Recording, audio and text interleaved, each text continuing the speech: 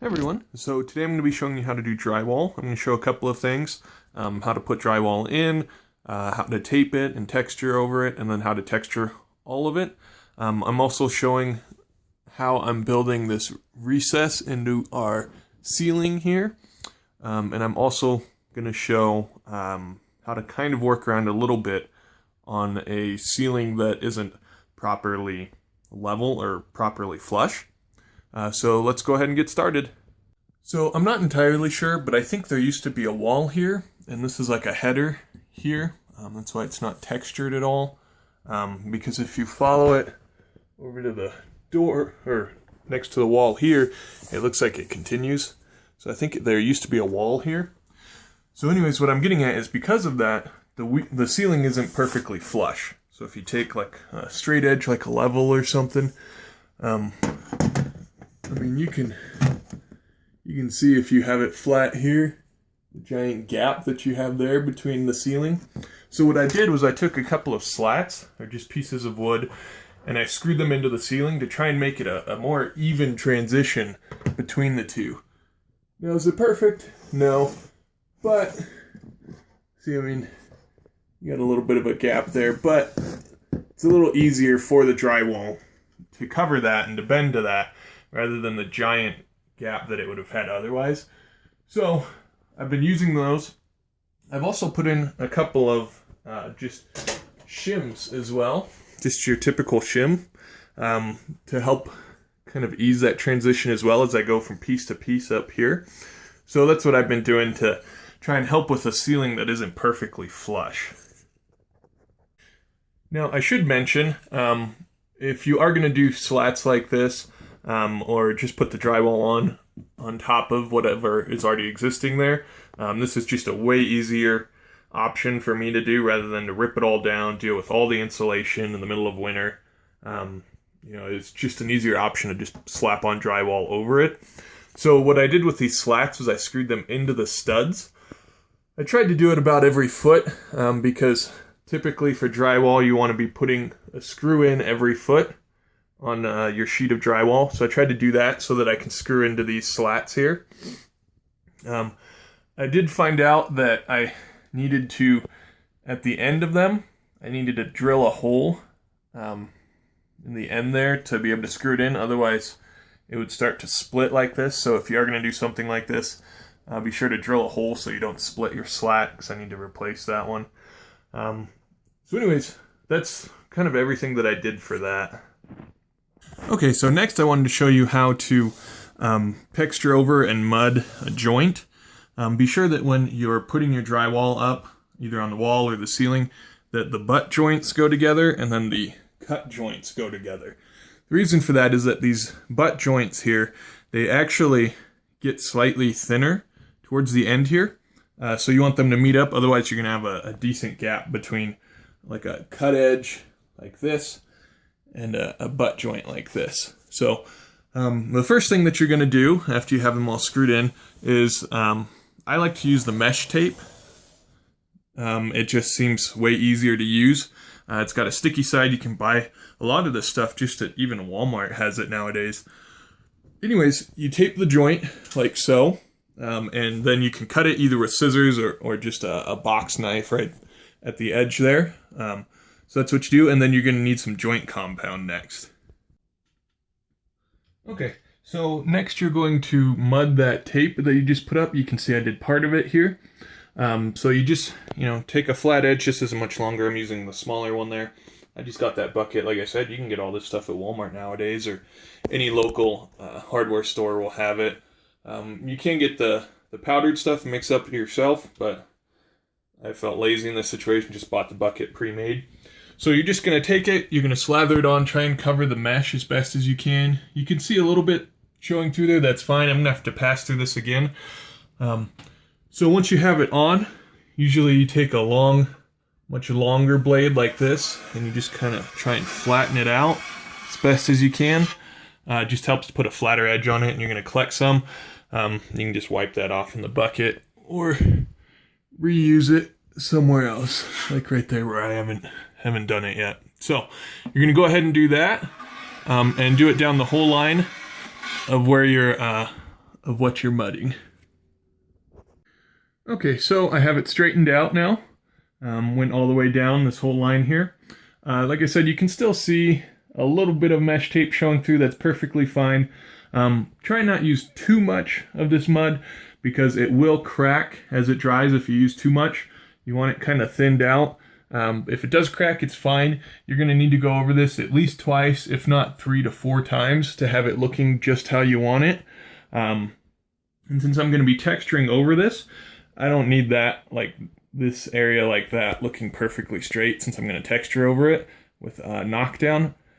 So anyways, the next thing you need to do is you need to go through, I've kind of already done it, but go through and mud over all the screw holes that you've put there. So you just take a little bit of mud like that and scrape it off. Okay, so while these joints are drying, I'm going to show you how to do a corner. So to do a corner, you'll want a special tape. Again, you can just get this at Walmart. It's just specifically for corners. You can kind of see it's got a little crease in the middle there. It's so that you can bend it in half. You can use this for straight edges like this as well. But to do that, you have to, and I'll show you in just a sec, you have to put down the mud first and then put the tape on and then mud again. It's just way more work than using the mesh. The mesh, you can just put it down and then mud the once. And then from there, sand and mud, and depending upon, how good you get it the first time. So anyways, the first thing you need to do is you need to measure out how much of the corner you're going to be putting this tape on. So when you have your piece measured out, fold it in half, put it up here, and it kind of gives you a general idea. You need to be pretty liberal with how much mud you put on, and it needs to go to about, right here. So I'll show you that in just a sec now. So you can see I put a pretty liberal amount, pretty liberal with how much I put on there. So then you're just going to take this piece, and you're going to kind of just smash it in there as best as you can.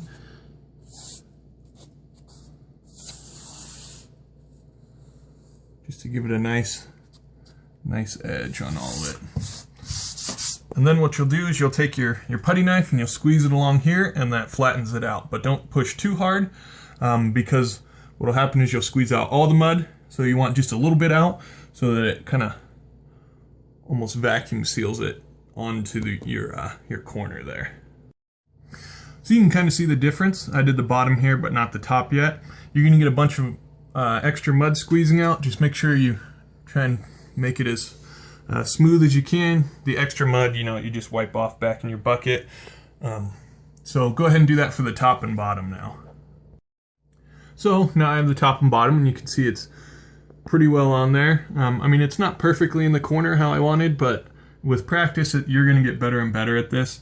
So next what you do is you put another coat over the top and bottom here to try and hide the tape into it. So with both the top and the bottom gone over, the tape is hidden fairly well. You can still see a little bit, like right there. But anyways, so now you let it dry, and you'll need to sand it next and add another coat to try and make it blend in really well. So next we'll start sanding some of those straight edges that we already went over, so that we can go over them a second time. Now this was a joint that I did last night, so it's already dry. The joints, sometimes it takes an entire day for it to dry. So once it's dry, you can see, like I was saying, you add too much and it starts to crack. That's alright, we'll just sand it out and put some more on, because you can just put mud on to cover those cracks anyways. So what you want to do is you want to start to sand it, so that you start to get some of these bumps out. And when you're sanding, there's a couple of things you can use. What they call like a sanding sponge. It just looks like a sponge that's rough around the edges. It's usually with the drywall stuff. You also use sandpaper. When you do sand, you're going to create a ton of dust, and so you want a mask and some eye protection so you don't breathe it in, and so that you don't get it in your eyes. Okay, so once you've sanded it, you'll see you kind of want to get those edges pretty good, get them sanded down. It's not going to be perfectly flat. You're going over it again, so you need to sand it again so it's not that big of a deal. You don't need to get it perfect this time. So anyways, as you can see a little bit of mesh through there. You want to cover all of that up. I don't know if you can see it very well, but there's a little more I want to add a little more here so it doesn't look so indented, because it didn't line up perfectly on the joints when I screwed them in. So that's why there's so much compound there and it ended up cracking. Be sure that you can either sand out the cracks or you can just recover them. So just go ahead and go through and recover all of this with that joint compound after you're done sanding. Okay, so go ahead and go through and cover up all of the tape marks like I was saying. Let it dry, and then you're going to have to repeat that process of sanding it and then covering it if you still have tape marks, if you have it uneven. You know, just get it to where you like it so that it looks flat and even with everything. And then go ahead and go through all of those screw holes. Go ahead and cover those again. They're going to need 2 to 3 coats as well. Because as it dries, it kind of sucks up into the screw hole, making it not flush with the rest of the drywall. Okay, so now I'm going to show you how to put tape over a corner that comes out instead of a corner that goes in like that one up there. So you can buy this tape that has like a metal type center to it. It's really to protect it. Because these corners that stick out are much more likely to get hit. The thing is, this tape is much more expensive. So on a corner like this, where it's not very likely that you're going to have a bunch of damage or very easily be hit, I'm just going to use the cheap paper tape. But on a corner such as this one, or I'm actually going to build a pantry out, that's very likely to get hit. So I'm going to use that metal tape, and I'll show that as well. It's pretty much the same procedure as what I'm going to show you right now, but that's where you would use it, on those corners where you're likely to hit stuff on it when you're moving stuff in. If you have little kids who are swinging toys and stuff, that's when the edges of drywall get messed up. So let's get started on how to tape this corner. So first off, you want to start by cleaning it, make sure you get all the dust and everything off. And it's the same thing where you put down a liberal amount of compound on both edges here, and then we'll put the tape down. And actually, before you put the compound down, you might want to measure it out so you have the proper length of tape. So after you put that layer down, put the tape on and put it into position how you want, and then just go through and kind of almost squeegee out the extra. When you get to a corner, you can go this direction to try and get that last little bit there. So anyways, and then next you're going to take your compound and you start to smear it onto here, trying to cover the edge of the tape there and make it as flat as you can. So when you're finished, you should try and cover all of the edges of the tape there. Try and get it as flat as you can. And then once it dries, you're going to go through and sand it to try and make it as flat as you can. And hopefully you'll have covered all the edges of the tape so that you'll only have to do this the once. But if you see the edge of the tape or it's not perfectly flat, you can go through and add a second coat to try and flatten it all out. Okay, so next I'm going to show you how to use the metal corner tape for an outward pointing corner like this. So to get started, you're going to want to measure out the tape on the section that you're going to be taping it onto. You're probably going to want some wire cutters to cut the ends. This metal is pretty tough. I mean, scissors aren't going to cut through it, so I use some wire cutters. It doesn't cut very easily. So anyways, you measure it out, fold it in half, and then you're going to need to liberally and generously apply a lot of mud on both sides of the corner here, so that you can smash this onto it. So something I should mention is that when you're doing any of these corners, whether it's an inner one or an outward one, you really got to get used to it before you do a giant long one. I mean, this one isn't too bad, but I did this one here that's, almost 8 foot long. As you're applying this first coat, it'll dry at the bottom if you don't do it quick enough. So I would practice on a smaller section like this that's 2.5, 3 foot. You can even do those smaller, like up there in the corner. Start there, dry, and let it dry, sand it, kind of get used to it so that you have a feel for what you're trying to get here. So once you apply this coat here, this is kind of the base coat, you know, it's probably about 2 to maybe 3 millimeters thick that you're putting on. Next, you're just going to put this on and just kind of press it on the whole corner and kind of smash it into the corner just like this. So once you have it pressed on there firmly all the way down, just like all the other corners, you're going to take your flat edge and you're just going to kind of squeegee all of the excess out of there. And then just put it in your bucket or wherever you're keeping your extra mud. So next, just like the other corners, you're going to take the mud and add a second coat over it, basically just trying to cover that line there and fill it in. And you can see there's a little bit of a divot there. You're trying to fill that as well, try and make it as smooth as possible. And then anywhere that maybe the paper didn't come out smooth, like right there-ish, you know, you're trying to cover that as well so that it looks more smooth like that. And as it dries, you can sand it and put another coat on. Again, just like all the other corners, it's pretty similar. This one just has the metal in it so that someone hits it, you know, little kids or something, they're not going to completely mess up the drywall. The metal is much stronger for those corners. Okay, so next I'm going to show you how to texture drywall with the knockdown method. So some of the things you're going to need a texture spraying gun. You can get that at your local hardware store. I have a 14-inch blade here. You also probably need a compressor. Sometimes you can buy electronic you know, spray guns that will shoot out the drywall texture, but I already had the compressor, so let's go ahead and get started.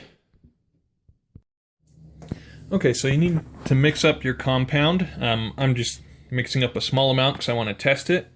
Pick a small corner or inconspicuous area, or maybe find some cardboard or some extra drywall that you can use to test it out on. You want to pick the right nozzle size for what you're wanting, because if you get a bigger nozzle size, it's going to produce like bigger clumps that are thrown onto the wall. Smaller, obviously smaller.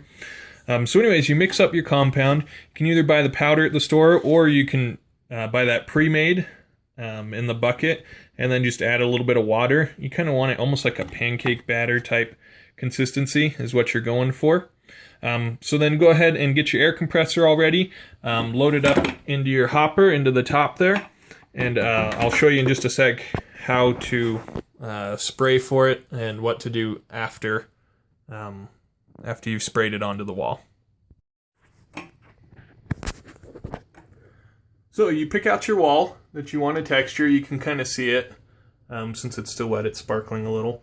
So anyways, you take your gun, you hold it about 2 feet back, about 1.5 feet to 2 feet back, and you pull the trigger, and you just kind of spray side to side, either going up or down, whichever direction you want to go. I just tested out this small area. Now I'm going to let it sit for probably about 10 minutes, and then I'm going to do the knockdown part. After you've let it sit for 5, maybe 10 minutes, you let it dry just a little bit. Next you're going to take your straight edge and you're going to start to kind of work your way. That's bad form right there, starting in the middle. You want to start at the top and kind of work your way down. What I like to do is I'll put a little bit of water on the edge of the blade, and that just helps it to flow a little better and not stick on anything. So go ahead and go through and basically knock it all down to give it a little bit of better texture. Kind of like there, you can kind of see it. That's the look we're going for right there. Okay, so to finish your texturing, as you're going through and wiping it down, you're trying to avoid this. You can see I kind of have a line there. So to fix it, what you're gonna have to do, if you want to, sometimes paint will cover a little bit of it, but you can take a sander. I ended up getting this blue box stuff. You can get it at pretty much any hardware store. Anyways, it sands super, super easy, and it's perfect to use for texture. So anyways, so just sand it. Try and get that line out a little bit. Just like that. See, and I'm going to have to retexture it now. So then you just retexture over it, do it real light, and you can get that line out. So what you're trying to do is you're going through and sanding all of the joints You can kind of see there where I didn't sand very well. And anyways, I'm probably going to have to go back through and sand that and then redo it so that you can't see it so much. So anyways, that's how you do drywall, putting it in and texturing it, taping it, then sanding it all down. So anyways, hopefully this was helpful, and thanks for watching.